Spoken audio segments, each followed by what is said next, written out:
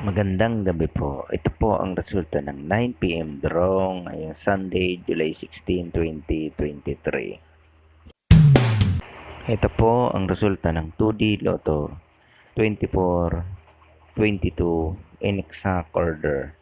At ito naman po ang resulta ng Super Lotto 649, 5, 9, 19, 25, 43 at 45 in any order. Ang jackpot price ay 59,895,409 pesos and 60 centavos.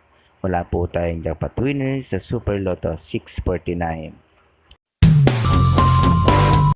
At ito naman po ang resulta ng Ultra Lotto 658, 1, 28, 29, 32, 41 at 56 in any order. Ang jackpot price ay 49,500,000 pesos.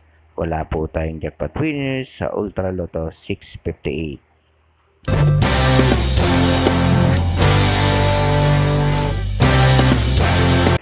Congratulations po sa lahat ng mga winners.